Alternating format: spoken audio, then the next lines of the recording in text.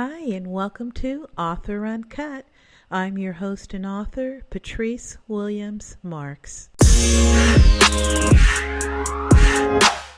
Today's podcast asks the question, fact or fiction, conspiracy theory or truth?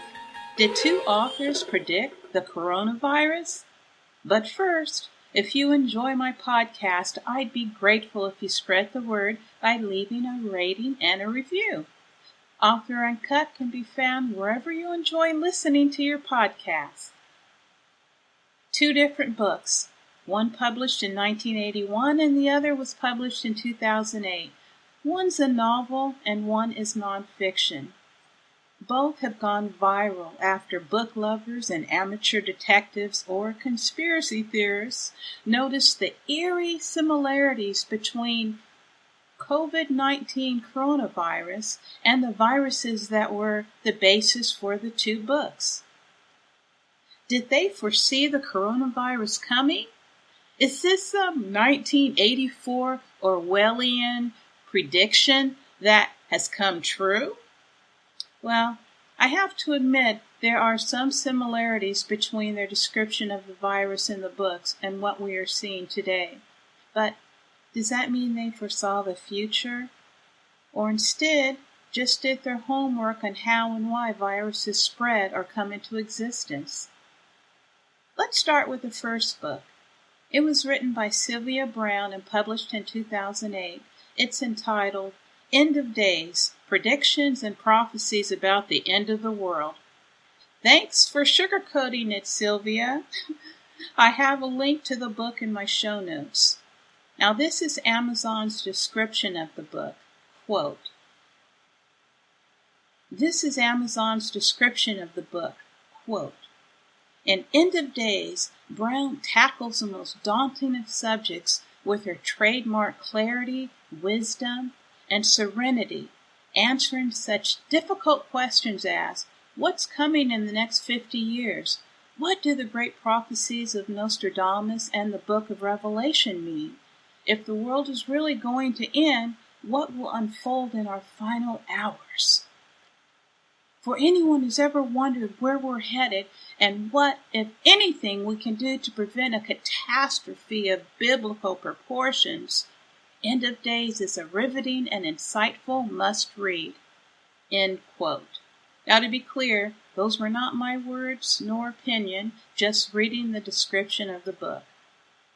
That book, by the way, is number 66 in overall sales on Amazon and number 1 in 3 different categories currently. People are eating this up.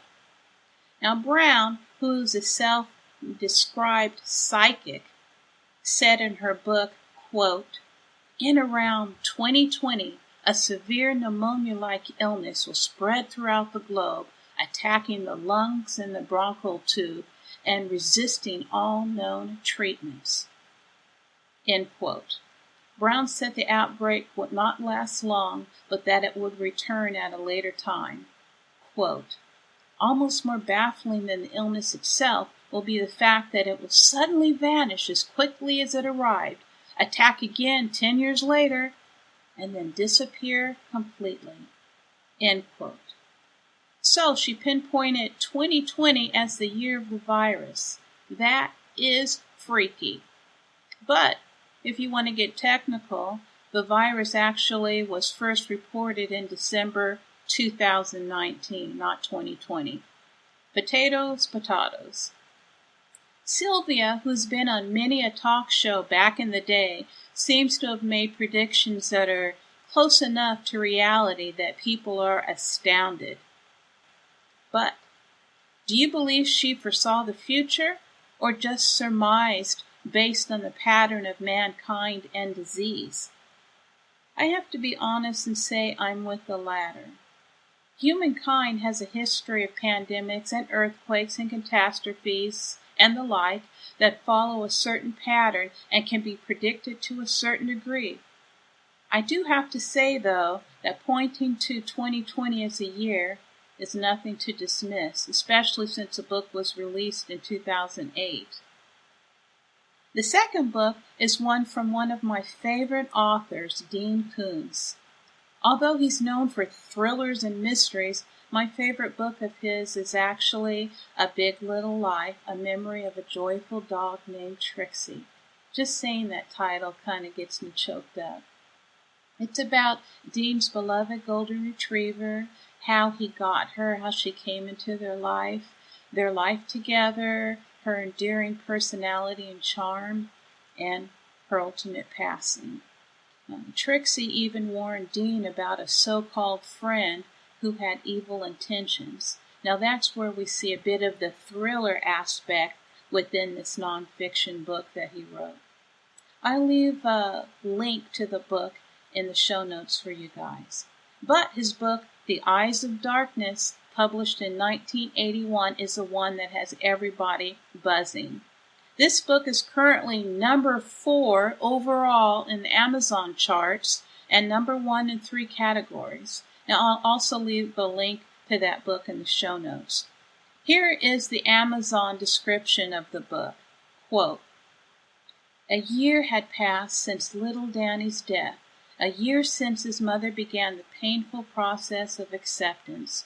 But Tina Evans could have sworn she just saw Danny in a stranger's car. Then she dreamed that Danny was alive, and when she awoke, she found a message waiting for her in Danny's bedroom. 2 disturbing words scrawled on his chalkboard. Not dead. Was this someone's grim joke? Her mind playing tricks on her, or something more? For Tina Evans, it was a mystery she couldn't escape, an obsession that could lead her from the bright lights of Las Vegas to the cold shadows of the high Sierras. A terrible secret seen only by the eyes of darkness." End quote. Well, so much for the bright lights of Vegas nowadays. The entire strip is closed down due to coronavirus. But I digress. So, The Eyes of Darkness supposedly involves a Chinese military lab that creates a virus as part of its biological weapons program. The crazy part of the story is that the virus is called Wuhan 400. And guess what? The coronavirus, COVID-19, was first identified in Wuhan, China. Dean wrote this decades ago when parachute pants and neon scrunchies were the big thing. Coincidence? Conspiracy? Or truth? I have to tell you guys that this is pure fiction. This conspiracy theory is a complete hoax. Why? Because the book doesn't name Wuhan or even China in it. It actually named Russians as the ones who created the virus in the book, and they called it Gorky 400, not Wuhan 400. Someone photoshopped the pages of the book, altering the actual pages to fit the narrative. People were so eager to believe that the false narrative was accurate, and it caught like wildfire. Now, I'll leave a link in the show notes where you can compare the pages, the doctored ones and the actual pages. Koontz has also come out and has completely disavowed this and saying this is absolutely false. So, do you completely agree or disagree with me? Let me know by visiting my anchor.fm page. The link is also in the show notes, and click on the button that says message to leave me a voicemail. I may just use your voicemail in a future podcast. Want to suggest a show episode or get in touch? Visit me at authoruncut.com or send me an email at mailbag@patricewilliamsmarks.com. And finally, to join my email list, go to authoruncut.com. Until next time, write on.